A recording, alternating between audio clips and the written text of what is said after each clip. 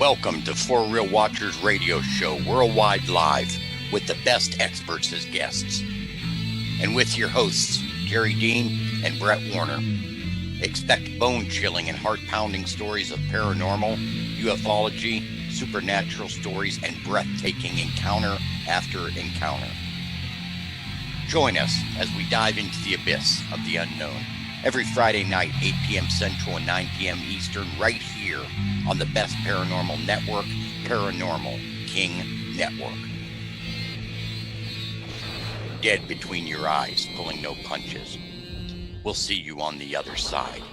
Be prepared for anything. Weak hearts dare not enter.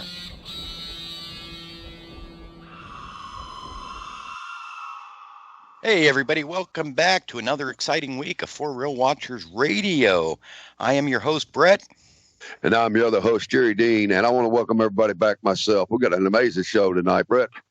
Yeah, everybody, I wanted to remind everybody, if you haven't done so already, keep in mind, we are on Facebook under American Alert Guardians, and you can also find us on YouTube as well under American Alert Guardians. We do a variety of shows out there, including archives from this very show. So if you happen to miss your show or want to spread it or pass it along, or you missed some certain segments, make sure to hit us up on YouTube. It's usually posted about a day later. But in lieu of that, Jerry, what do we got going on tonight? Well, man, we got this young man coming out of East Lyme, Connecticut, Mr. John Henry himself. He's a demonologist, also paranormal. He's into ufology. He's also into cryptozoology, but I think we're going to dive right into the whole hell house and demonology. What do you think? Yeah, John Henry, you out there with us, brother? I'm right here. Sounds good, guys. Hey, man. How's Connecticut doing? Not too bad. Weather's actually kind of getting a little nicer, so. All right. So, John Henry, I tell you what, I haven't really met you much. I mean, I heard when I talked to Jerry, you mentioned demonologist, cryptozoologist, and that. So I'm excited to talk to you tonight. So for those listening in and in chat, tell us a little bit about yourself. What got you involved in this, especially the demonologist part? You know, I've met a few of them, and I know a lot of people have questions about that. What got you started in that? How you became that, and what you do with it?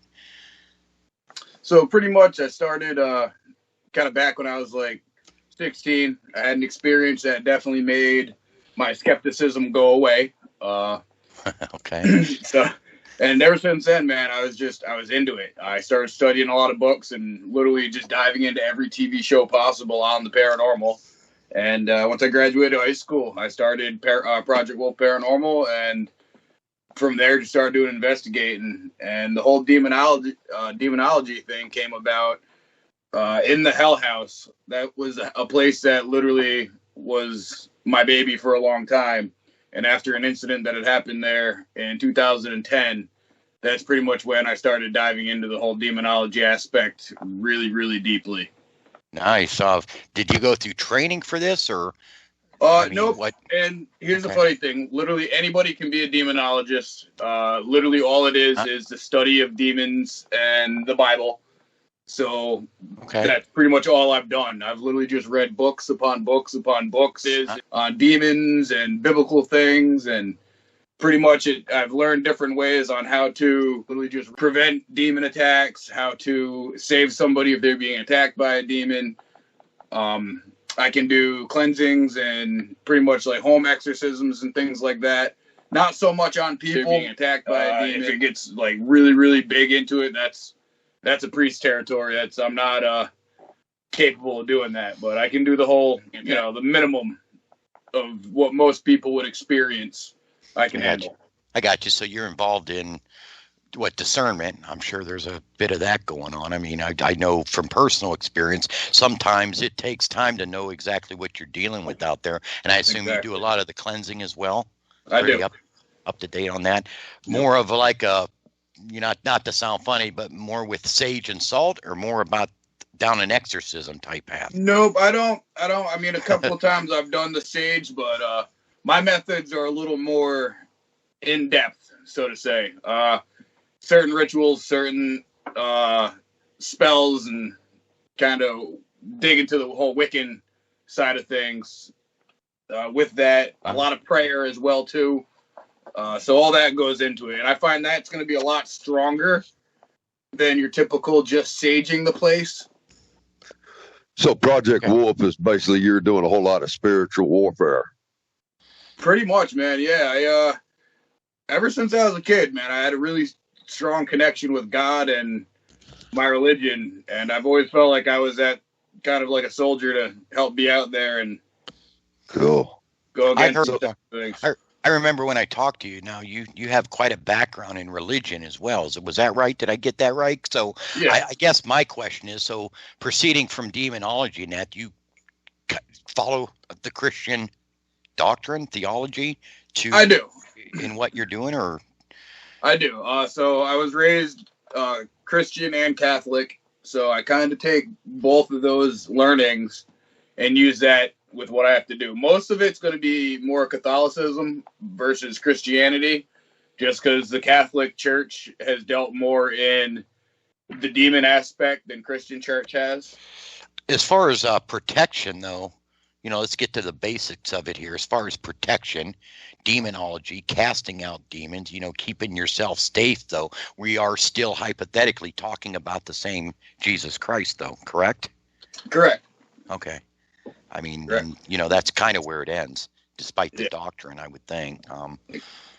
So yeah, tell us any good cases you've been on out there with, come face to face with some of this stuff, or? So the most recent case actually involved somebody who I've known since I was a kid. He was actually going through some pretty tough things, and he said it all started when he had found this World War II knife that his grandfather had back when he was in the war. And ever since he found that knife, a lot of very negative things have been happening around him. So I kind of went to his house and I checked out the knife, and you could feel the energy coming off of this thing. It was pretty heavy. Yeah, wow. So you were dealing with an attachment. Attaching spirit to that dagger, probably something to do with, like, basically war, murder, bloodshed, things of that nature. Exactly. So this attachment turned out to be something pretty wicked, and it rocked his world. So you want to tell us some more about that? Yep. So pretty much, I went to his house. I went over a couple of, I just had him tell me what was going on and everything. I took a look at the knife, felt the energy off it. There's actually blood stains on the knife. So it was definitely a knife that was used. And I pretty much ended up going through a ritual. I protected his whole house. I protected him. I also bound whatever was attached to the knife, which is actually sitting behind me in my basement in my case right now. I have it locked away in a case that's completely sealed and protected. So I bound whatever was to that knife, and his whole demeanor at that point had changed. He started getting very agitated, and his eyes literally, not the whole white part of it turned black, but the whole, like, the pupil just pretty much took over the whole entire eye. Wow. And I could tell his demeanor was aggressive, very just angry that knife was about to get bound and taken away from that property. So that one was definitely, it was a little nerve-wracking. That was probably the first time in a while that once I saw that change, I was getting a little nervous, but it happened, and that's just because you know what can happen in those situations, but you keep a cool head and you know what your job is, and your faith is going to keep you protected the most, and that's what I always tell people. Right. Yeah, where's the knife? Where's the knife now? And it's actually sitting right behind me in my studio. It's in a little glass case. Oh, I'll keep it in glass. Okay. All right. Yep, Fair enough. So it's in a glass case. That case has been sealed. It's been protected. And I actually threw a demon trap on it, so that way nothing can get in or out of it. Okay. Now, it looks like also behind your shoulder, you got Annabelle wannabe doll or look-alike over there. What is that? I have little Raggedy Ann. I have an even more Raggedy Ann doll. Okay, let's keep it fair, because our viewers can't see his. No, they can't see it, but we can talk about it. What is that? Okay, now you got that. A lot of people don't know Annabelle the movie, and they show that wicked spooky doll. Basically, it was a Raggedy Ann doll. If you know the real story, the Warrens grabbed that Raggedy Ann doll. It wasn't that thing Hollywood glorified it. But what's over your shoulder keeps popping up, and I can see it. No, you viewers can't see it, but trust me, I'll illustrate it. It's a raggedy end dog. Did that come from one of your investigations? Yeah, if they go to my Facebook page, I literally have all this. It's up there, so they can see everything I have in my room and okay, all the goodies. So where did that come from? That particular investigation? Nope. Honestly, a lot of this stuff I'd actually gotten from people. Some of it is just oddity, really cool, creepy looking stuff. A couple of things have a little bit of a story to them, but literally nothing else is crazy happened. The two things that are in the glass case are the ones that have the most activity. Okay. There's actually three. There's the knife. There's the little tiki dude over here, and then there's a pendulum in there that actually was from another case. Everybody knows. So if anybody wanted to see all this, where they got to find you at, buddy? Well, let's give everybody a link where they can come and actually look at this and find you. So they can find me. I have my actual personal page, which is John Project Wolf. And then I have Project Wolf Paranormal. That's more of the business side to everything. So everything you pretty much see is going to be posted on both of them. But that's where you're going to want to go to see all my stuff. Right, you do videos and do shows to that nature too, right? Yeah, yep, I got videos up there and everything, and I just started up a YouTube page, so I'm going to actually start getting some videos on there as well too. And once that gets more set up, I'll start putting the link out to that. So. No, that's pretty cool. Well, let me ask you this. I got to ask you this because I love your emblem. I love your logo. I used to be in a country band called Lone Wolf, and I've always been called a Lone Wolf. But where did you come up with the wolf? I mean, where'd that come from? I love it. I love it. So, I have Indian blood. There you go. I got my Maharan Indian in me.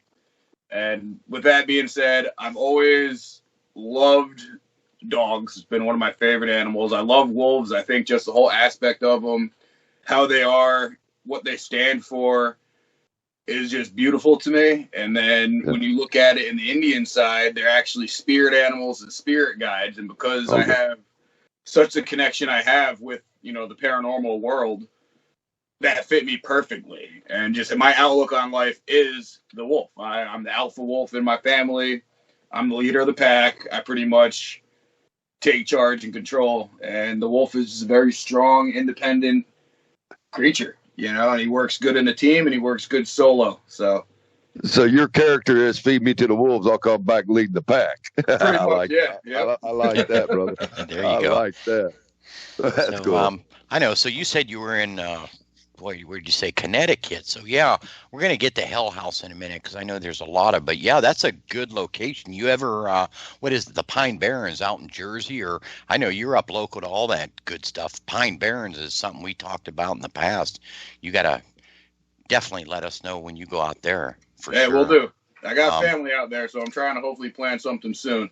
Like I said, Jerry already told us no crypto tonight, not much. So I'm not going to get into the melon heads and some other stuff we talked about. We might accidentally kind of lead people.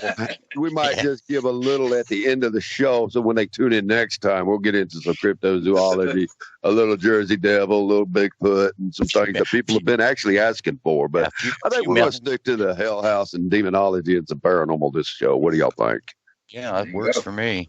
But yeah, looking forward to that. So yeah, let's. So you said you had. Let me real quickly before we get too up ahead. You said you had an incident that turned you. You said you were about 16. Anything significant, or I mean, what so pretty much the story behind that. And like I said, I was still kind of a skeptic at that time. I believed, but I never had anything really happen to me in front of my face. So we're at a buddy's house. Actually, we're at his girlfriend's house right over in New London, which is a couple of towns over from me. We're outside just skating, having a good time. And she was talking about how her house is haunted. So we were like, no way. She was like, yeah, seriously. She's like, things happen in my house. Like, my mom knows. Everybody knows. She's like, it scares the hell out of us. Yeah, Jerry, hold my beer. Let's go check it. Yeah. Well, yeah. So pretty much. Oh, boy. So I said, well, whatever. She had a video camera for making skate videos. So we went back to her house, set it up. And we were the only ones there. We left for a good hour and a half to go skating. came back, and literally we heard the basement door open, shut, something walk up to the camera and take a breath into the camera. And then when I analyzed it, it was actually saying, hey, into the camera. So I said, okay. Oh, I'm sorry. How long ago was this? You said 16. I don't want to ask your age. 16. So I'm 31 right now. So that was. So before really the days of before the days of EMF and all the goody stuff out there, huh? Yeah, and I mean honestly, even when I'm out now, and I stick, my equipment is so basic. Like I don't really mess with too much of the craziness, like the spirit boxes and all that. I just have a hard time finding those credible. You know, but a good tape recorder and everything, where you're hearing what you're hearing. You know, that's kind of what I use for most of that stuff. But I agree. I mean, anything by itself is hardly credible. I think it's more of a mention. You know, one is better than none, and 5 things are better than one. And you know, I think I don't know. Some people don't use anything. I guess it just depends on who you are and what you like. If you get a good recording and a spirit box, and I guess that's even better. So, you know, it's hard to say. Well, because I dig your methodology because, number one, you're old school. I'm 54. I will tell my age. Brett just turned 54. Happy birthday to you, Brett. Anyway, but honestly, you got to look at the Warrens. All they used was a tape recorder. They might have had a little video later on in life, but man, they started with a recorder and that Bible, and they were spiritualists. You know, they were also demonologists, but that was the paranormal back in them days. I mean, they're the ones that broke the shell for all of us, but they didn't have all this equipment. They did it old school. Like when I did cleansings, I didn't have all that equipment. Now, when I was recording, doing our TV show, we were doing all over the United States filming. Yeah, you got to have all that because it brings, entertainment value and all that. But y'all, listen, that's old school paranormal right there. My hat's off to you, brother, because that's the way you get it done right there. That's beautiful. Thank you. Exactly. Hey, John Henry, just a real quick question. We might get into this later, but I throw it out there. Question from Dwayne: have you ever seen full apparitions or shadow people in the place you went? I've definitely seen a shadow figure one time. It was at Norwich State Hospital, which is a couple of towns from me. Very, very known state hospital. Pretty much every paranormal team has come across this place in readings. And what was the name of it again? Norwich State Hospital. Norwich. Okay. I used to live in Norwich, Connecticut. That's exactly where it's at. I know where it's at. So that place, I have had an experience there with shadow people.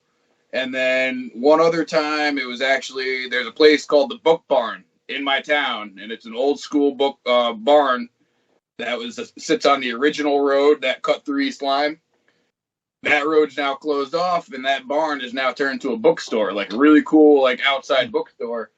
And they have one section of it where a woman had killed herself, and a little girl who had died in the car accident that was on that road. Allegedly, her ghost haunted one of the book spots that's for the haunted section, which is funny. But I did an investigation there and literally saw the apparition of the little girl when my buddy had turned the light on. Like, it was enough for me to see it out of the corner of my eye, turn my head, see it, and then it just disappeared, and it scared the crap out of me. Like, literally, I looked at everybody, and I'd like jump back, and everyone's like, what? And I'm like, nobody saw that? And they're like, no. I was like, are you kidding me? They're like, what did you see? I said, dude, I literally saw the little girl. And like, when my buddy replayed the camera, you couldn't see it on the camera, but you see me literally react to like I had just saw something right there. And it was, that was pretty bugged out for me. That's awesome. I know me and Jerry's talked about that a few times, going around, what he calls ghost hunters, paranormal investigators. I tell you what, when you actually run up against the real thing, it changes you a little bit. It does. It does. Well, hey, John Henry, I got a challenge for you because you're talking about my old neck of the woods. I mean, I'm from Texas, but listen, I used to live in a little town called Norwich. Now, there's a little town called Waterford, and the Waterford Mall, which is next to East Lyme. Yep. You know Waterford, Connecticut? Oh, yeah, that's where I grew up. Okay, I used to work the mall there in security back when I was in my 20s. I used to walk them corridors at night by myself. Oh, it was fun. But I want to give you a challenge. I used to live in a place called Falls Mill Condominiums in Norwich. It's on the Yannick River.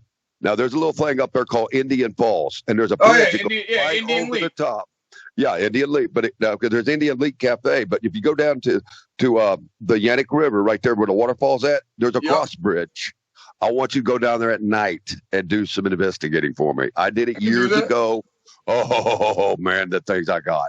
You better come, be prepared. You're going to get some excellent footage, but go at night.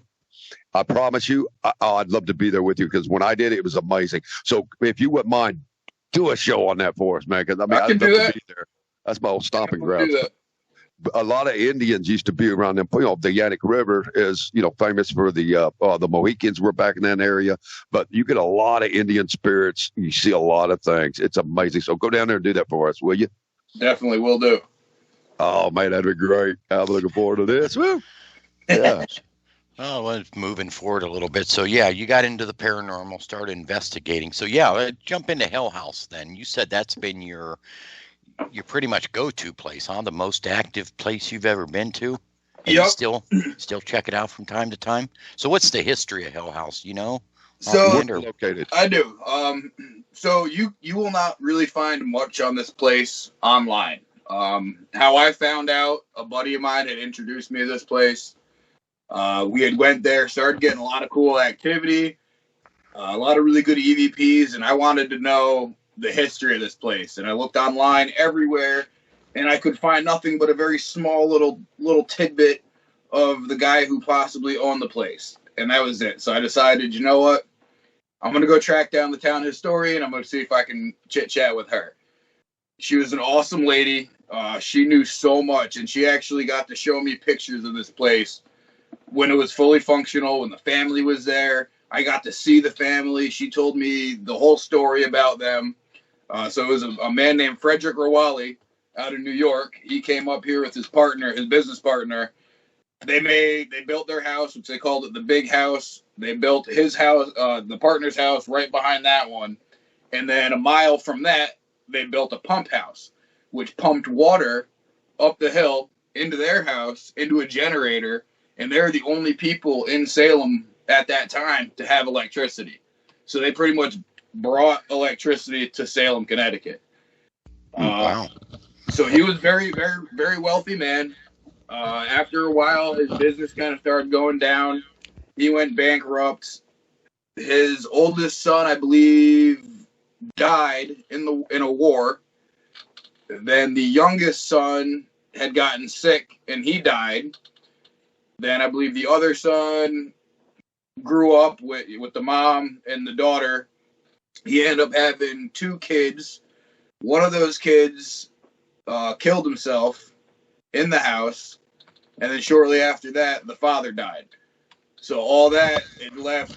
That's crazy. They pretty much sold the house, and it sat from the 1900s all the way till the 70s. And so what you're saying, this was just a house then, with another house behind it. Are both structures still there? Yep. Not the pump. Actually, the house, the partner's house, actually it was, but that came down, I want to say 2 years ago. Okay. It came down. Pretty much it just naturally decayed and fell. Well, where was that at, brother? What's the location? So it's Horse Pond Road in Salem. Horse Pond, okay. Yep. Okay. And I actually, on my Facebook, you'll see I have some pictures of it outside, what it actually looks like and everything. And almost every picture that is on my page with all those crazy lights, that's from that house. And that never happened until we started really messing around with things in that house. So this is where I also say I'm different from most investigators and my outlook on things. I did a lot of stupid things in the beginning, and I believe it was because I was also half a skeptic. I wanted to try to really push the limit and see how much evidence I could possibly get. Even knowing, there could be really bad consequences to it, I still did what I did. And we did some type of rituals in there, nothing like crazy sacrifice type stuff, but we ended up finding the Necronomicon. Now, a lot of people think that the Necronomicon isn't real. The only real one is locked away in a museum. That is true, but they also rewrote it, and you can buy it on Amazon for like $8. It's got all the rituals in it, and it's got the seals and the gateways. So we decided to read out of that book and draw the gateways. So you were invoking. Yep. Oh yeah. Sure. Oh boy, here we go. So we did that, and now not only did we do that, we also put so much of our own energy into this place. We would religiously go there. Where the weekends would hit, most kids our age were talking about, yeah, we're going to the bars. We were like, nah, we're gonna go. We're going to Hell House. We're gonna go to Hell House. And that's where we just kept going. We put so much energy into this place that whatever we let in through that gate was just sitting there soaking it up. And we had so many EVPs from things saying, should we let them know you're going to die, get out, a whole bunch of crazy stuff. And eventually those EVPs started getting a lot darker, and those pictures started coming up. Now, those pictures are tiny tea light candles, those really small ones. Sure. And I've taken pictures. I've tried to recreate those photos 1,000 times, and I never could. I've tried moving the camera fast, everything possible, and I couldn't get it. And I actually have photos of what they should look like, normal candles. But these things were literally just shooting from the sky, from the ground, and they were in pictures where we wouldn't even be in a room with those candles. We're in a room that's like 4 rooms away from that room, in the dark, and those lights are showing up in the camera. It gave a lot of energy, and this now leads me to where we really got into trouble. So the guy who introduced me to this place, he was into the demonology, so I did a little bit of studying at that point, but nothing too crazy. So now we're going into Halloween of 2010, and I was like, all right, I want to start trying to make a show. I wanted something good. I wanted to do a Halloween episode. So a month before, we went back to the house. We actually my buddy who was our medium reread from the book the passages again. This time he added seals to help amplify everything, and then we just left it for the rest of the time, and we didn't go back. As much as we wanted to, we didn't go back until the night before Halloween, going into Halloween, which is supposedly the most, that's the night where everything, the gate is just open for anything to come through. So you guys decide on Halloween night. Boy, this is just stereotypical. So on Halloween night, you're going to just break out all the stops. I mean, does the statement flirting with the Undertaker mean anything to you? Because y'all are literally, you're invoking. I mean, y'all were frequent flyers. You're there all the time. Everybody else is at bars, but y'all, hey, let's go to Hell House. I mean, that was like your stomping ground. I mean, good Lord, man. Yeah, pretty much. It was a good spot to do a lot of training.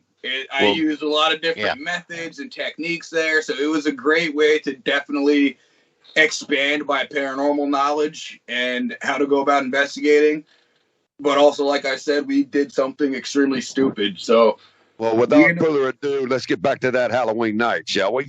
Yeah. So we go, and typical beginning of the night, we get in there. We're talking or whatever, and I'm hoping it's good, man. We've gotten so much evidence, and I really wanted something great. So we're sitting in the main room, and I'm trying to talk to Frederick, the guy there, and his kids. Nothing really happened, and then I said, I'm gonna talk to whatever maybe might be coming through that gateway. So I switched over there. I said, hey, whatever I let through that gateway. I said, are you here? I was like, do something. Give me a sign. Make a sound. Literally right behind me, there is an old washer. You hear, boom, boom. I book it across the room. Turn around, and you can see my whole body on camera, so I didn't kick anything. And we turn around, and there's a huge dent right in the side of this thing. And we're like, oh, my God. So we're like, okay, let's go down to the basement. And the basement, we've actually caught in a portal down there. So I said, we're going to go down there, see what we can catch. We go down there. My buddy who is the medium, he weighed about 145 soaking wet. He wasn't a big dude, My other buddy, Jeff, he's 6'1", pretty hefty kid. You know what I mean? Strong dude. So my friend who was a medium, we're in the basement, and out of nowhere, he just blacks out and just hits the floor. Pavement, dirty, nasty basement, hits the floor. So we're like, dude, you all right? My buddy, my buddy Jeff, who was a tall guy, picks him up with one hand, brushes him off like, dude. And he's like, what happened? You just like ate the ground. Like, what do you mean? And he's like, I don't even know. That was weird. Whatever, brush it off, continue with our investigation. Now we go up to the very top floor, doing an investigation up there, start asking more questions. He and the buddy who was my medium, he actually steps in the seal, and immediately when his foot hits it, he drops to the floor again. We're once again going, dude, picking him up, like, what is going on?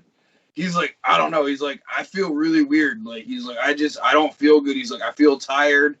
I feel just drained. And we're like, look, his girlfriend was with us too. So we're like, look, go sit, at the top of the stairs right there. You and your girl sit there. We'll continue doing this. After this, we'll go downstairs and kind of regroup, maybe take 5 and, continue from there. So he's sitting at the top of the stairs. His feet are dangling on the stairs, and the upper half of him is on the top step. We're doing the investigation. Literally 3 minutes into it, we start hearing his girlfriend screaming bloody murder, and we turn around to see him getting dragged down the stairs. His left leg was extended.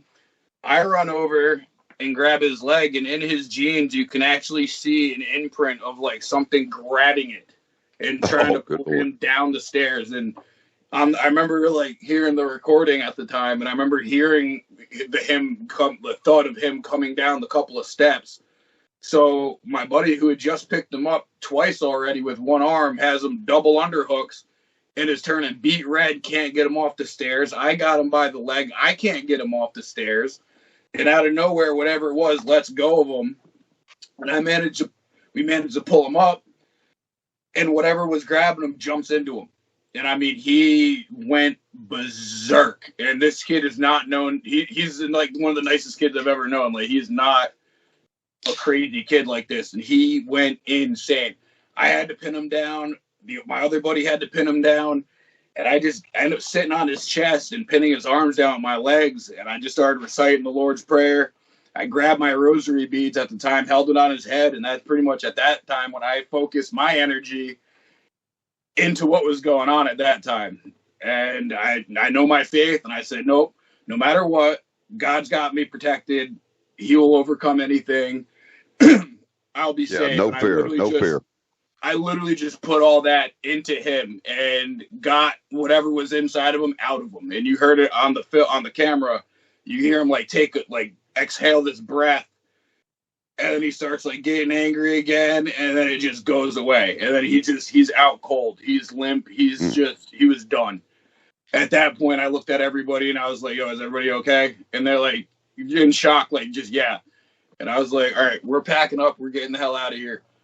That was enough for me, and that was a close enough call to where it's my people, and either way, like, I go in with 3 people, I'm leaving with 3 people. Like, that's right. It. Like, my main goal is to also make sure everybody is safe. And if shit does get if things do get too crazy, I know how to pull it out. I'm like, nope, we're done, because I want everybody safe as well, too. Not everybody has the outlook or the training like I do. So I always have to keep that in mind as well, that I may be able to handle certain things, but I know other people won't.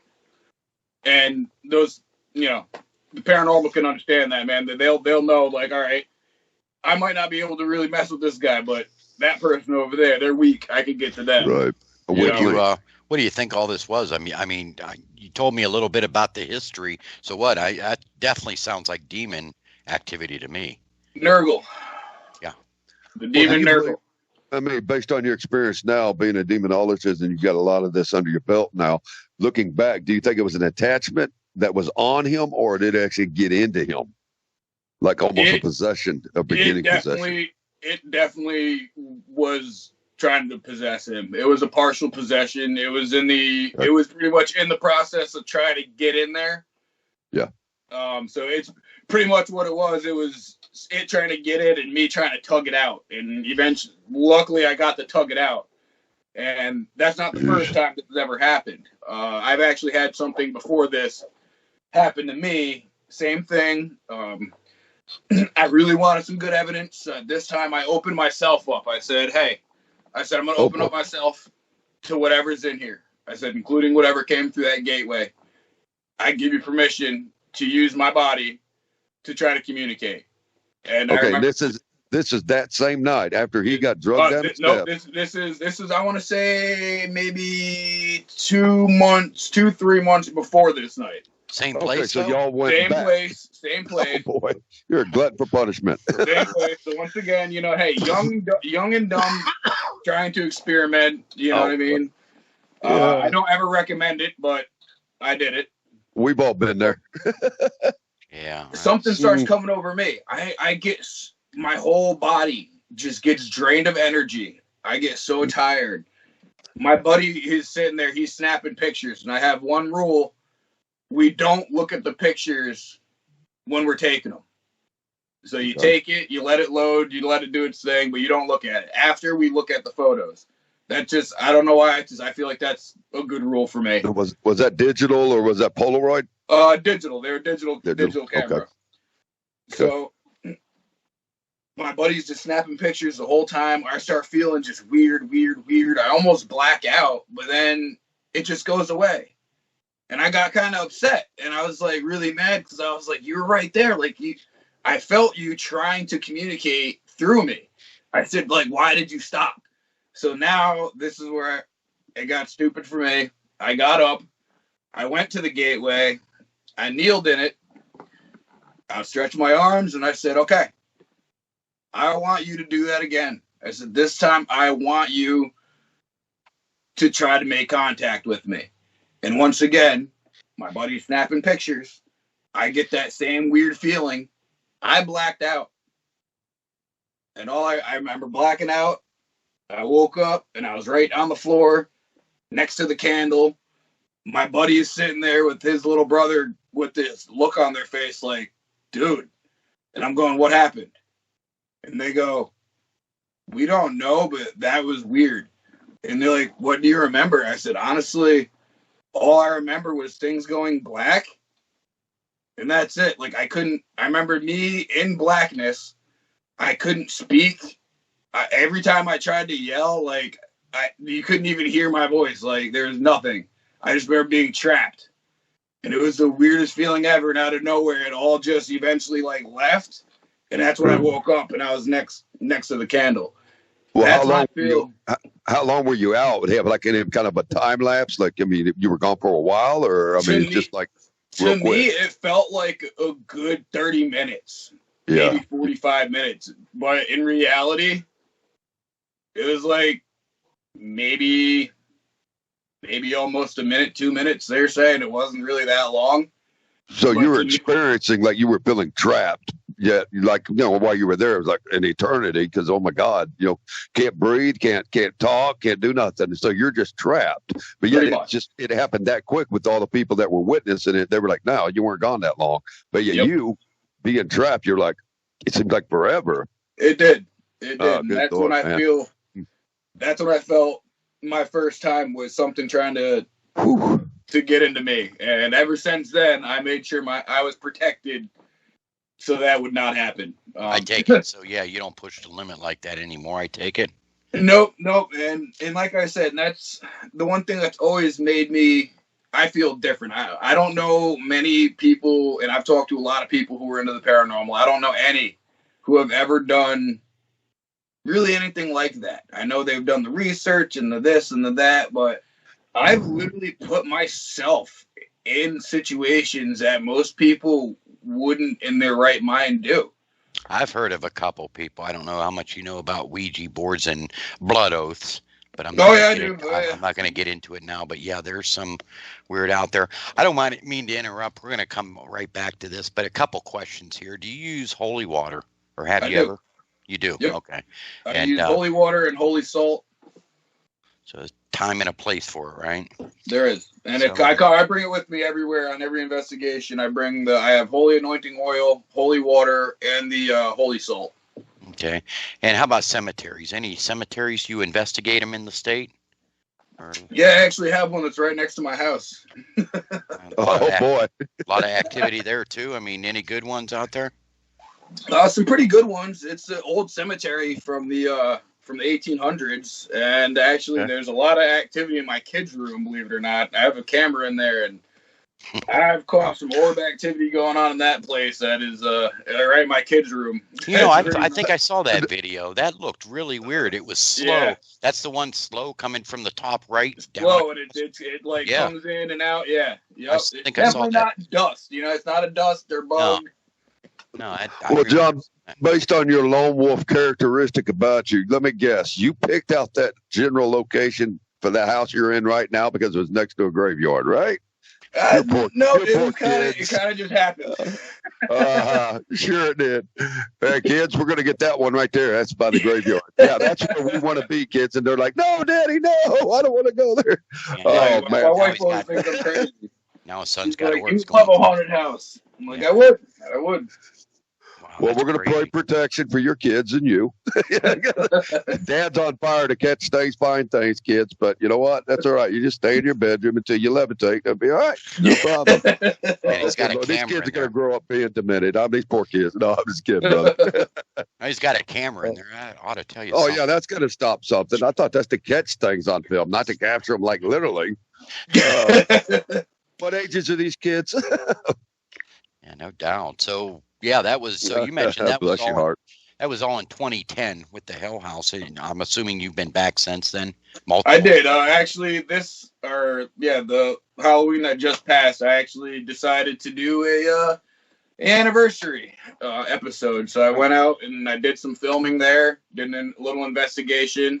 I actually had a buddy that I met on Facebook come with me and do some filming. Right. And I'm going to tell you something right now. The orb activity in that house was insane. And whatever we went through that gate was still there. And it recognized me even after all this time. I stepped into that place and it recognized me. And the funny thing is I never planned on going back.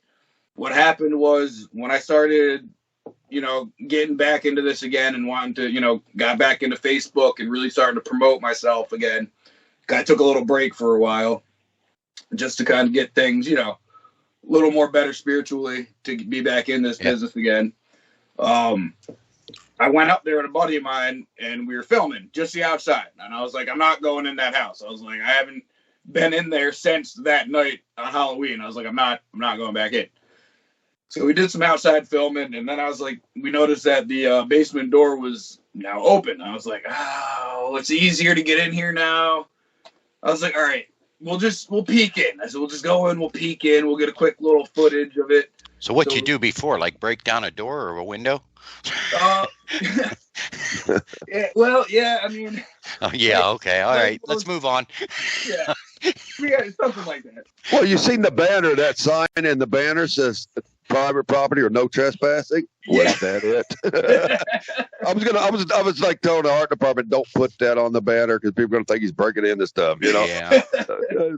But we went ahead and put it on there. It looked a little bit like, he's risky, he takes risks, whatever. Yeah. But yeah, so basically the first time it was a little bit harder to access. This time it's wide open. So it's wide open. Oh boy! So these things already know you. Can I give you a suggestion? Yeah. You opened up this gate portal.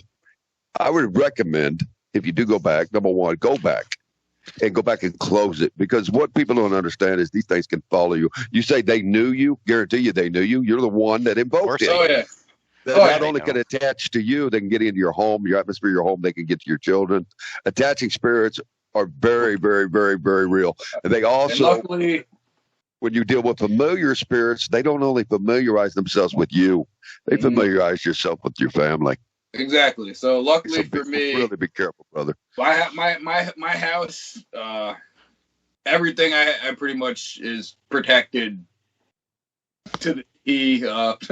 Anything you could probably do, I've done it to the house to make sure nothing is going to come in. Even anytime I go to an investigation, I cleanse myself and make sure nothing comes back with me. But have you closed that portal? I have not yet. It'd be a good idea. It would be a good idea. It would be a good idea. I'm just hesitant, especially because, like I said, when I went back there, so I didn't know what to expect. Like when I went there, my buddy, like I said, he went down the basement, just to film real quick. And literally we get into the basement and this gust of freezing cold air comes at us. Like, I mean, a breeze. Like, it was like, whoa. And he's been there before too. So he knows that the layer of the house. And we know there's no way that wind could have came in like that. Like there is no open passage for that force of wind to have done that. Mm-hmm. So literally I was like, okay, we can go now.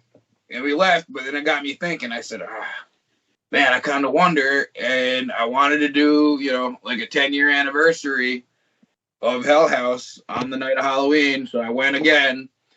And like I said, whatever was there, it still knew me because the presence I felt the whole time, it was here. Yeah. And I could feel it. And it was literally looking at me going, I can't believe he's back. But there's like, he couldn't do anything to me. And I knew I could feel it kind of getting angry that it couldn't get to me like it wanted to. Because I protected myself so well. And I remember one time I'm in the main floor and I'm feeling it. Like I feel something by me. And I remember turning around with the camera to look and literally got knocked backwards because it felt like something just rushed me. Like I turned and it felt like something just rushed me at the camera to where I just went back like, oh my God. Like the force was insane. So that's what I had to deal with that whole night, which is probably a lot more intimidating because now I know that it knows me still.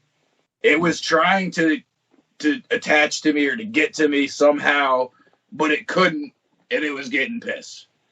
And I could tell that, and when we left that place again, that night, I could tell that it was just, it was sitting there. It was like, man, like, what was that? Because he came, he hasn't been here in 10 years. He comes, I can't get to him, and then he's gone now. Hey, don't look now, man. Annabelle just moved behind you. She just look. No, she's floating in there. No, it's good. Made you look.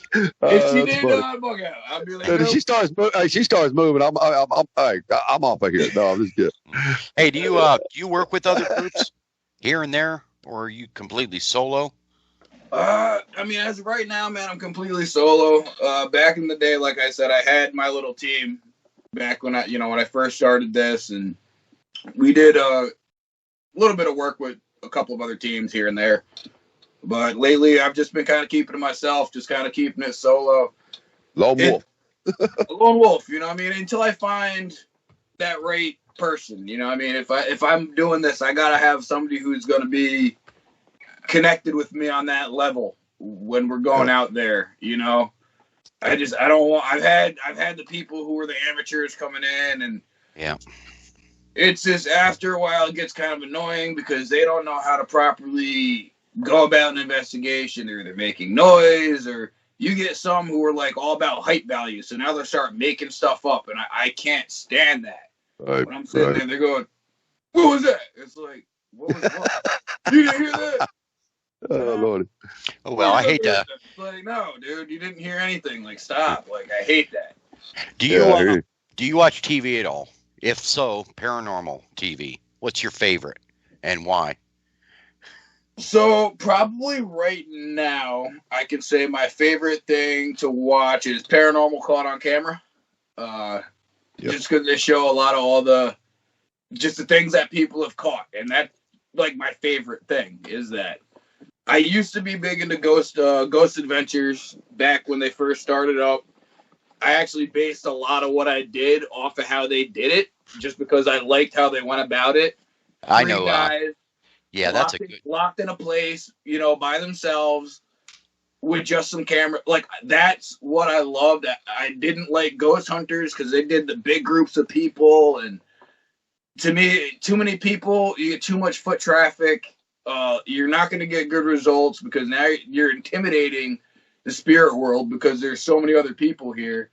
As where you got 3 dudes, in a haunted place, the odds of you catching a lot more are higher. That's you said Ghost Adventures? Because I think that, if I'm not mistaken, I think that's Jerry's show. He's a fan of Zach.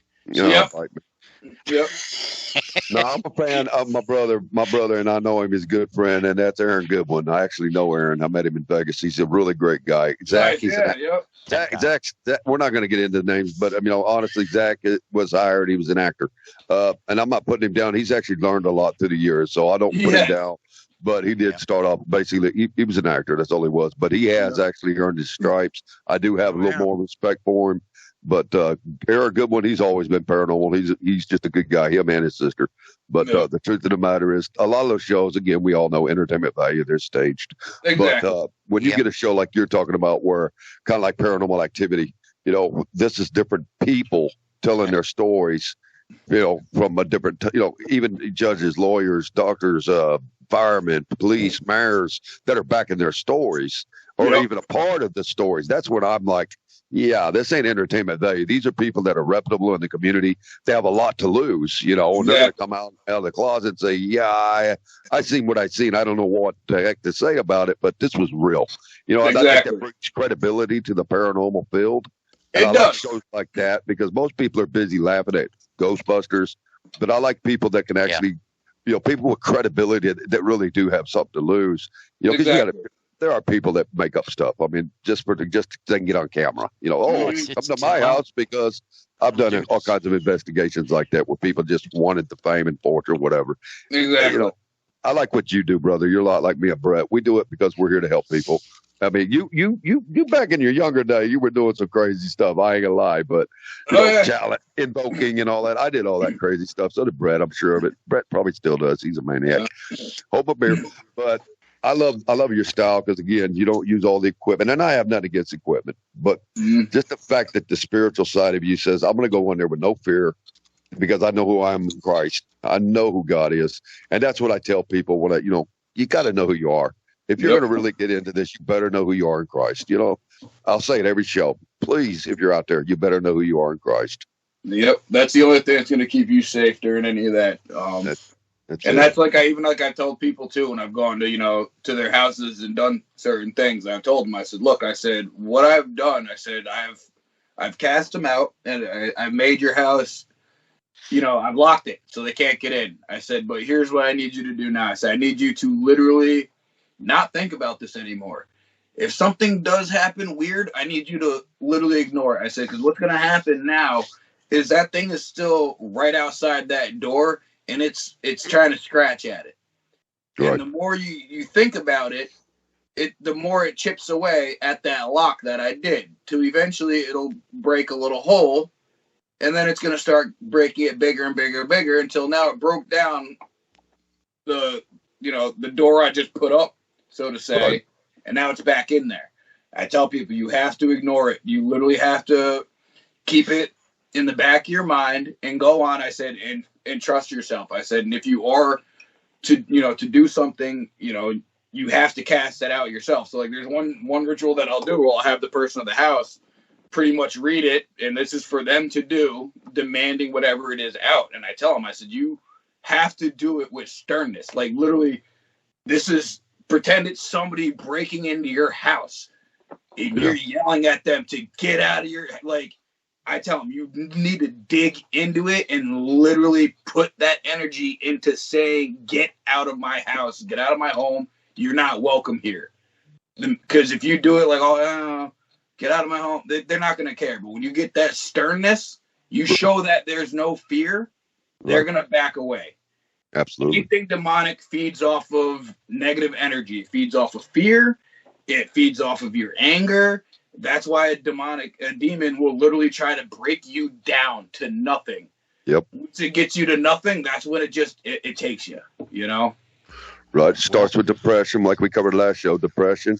Then you're obsessed. Then you're oppression. Oppressed, and then you're possessed. Yep. I'll tell you what, I'd love to hit up some cryptozoology. I know you got a lot to cover there, but Jerry, man, we're out of time. It already flew by, didn't it? Sure did. Man. So I'll let you say what you got to do and close us up here. Well, all right. Hey, John, thank you so much, brother, for coming on the show. We really enjoyed it. We're gonna have you back. Probably be a regular. If nothing else, number one, we want to get you on our network so you can have your own show on our network. I think you're going to be amazing. I really do. So we're going to talk about that a little bit after this show. If you don't mind, you want to stick around, we'll talk about it. Yeah, definitely. Okay. Meanwhile, I want to thank everybody on behalf of myself, Brett, and John. Thank you for tuning in. God bless each and every one of you. Don't forget, we're here live every Friday night. That is 8 p.m. Central, 9 Eastern. This is For Real Watchers Radio Show. And I'm one of your hosts, Jerry Dean. And I'm your other host, Brett. I want to thank everybody for tuning in tonight. A special thanks for Ross and Paranormal King Network for allowing us to host this show. Hope to see you all again next Friday. And as I said earlier, if you want to catch this episode, remember to look us up on YouTube at American Alert Guardians. We keep all of our archives there. And until next week, that's all I have. Y'all be safe. God bless you. God bless America. And that's all I have. All right. And on that note, guys, we're going to wrap this up. Don't forget, go check out my man right here, John Henry. John Henry. John, you want to tell them where you're at again? Yep. You can look at me on Facebook. You can follow my personal page, John Project Wolf, or my other page for the paranormal stuff, Project Wolf Paranormal. I also do a podcast, which is pretty much on every platform, Project Wolf Files. So definitely give that a look too. It talks about all paranormal stuff throughout New England. So awesome, man. Once again, thanks again, brother, because we really enjoyed this show. I wish it could go longer because that hour flew. It was amazing. Yeah. We will be getting into cryptozoology next time. And for those of y'all that don't know that is Bigfoot, that's Jersey Devil, that's the Mothman. We're going to get into some deep stuff with our brother John. And meanwhile, go check us out at American Alert Guardian Networks. This show will be broadcasted live, not live, but recorded from this live show. It'll be on there probably tomorrow or the next day. So be looking for John. Also, all of our previous shows are archived there. And become a member at American Alert Guardians. We're patriots taking back this country. If you're tired of what's going on out there, we're a non-political group. We're not a militia, to let anybody out there know we're all about loving God, loving country, and loving our family. And also go to For Real Watchers Radio Show page and become a member there so you can get all the latest shows, all the latest things that are coming up. We keep you posted. And on that note, this is it. We're going to wrap it up. God bless each and every one of you. Pray for America. Pray for your families. Keep your head straight out there. We're out. Thank you all. Have a good night. Thanks, John. Thank you, John. Nope.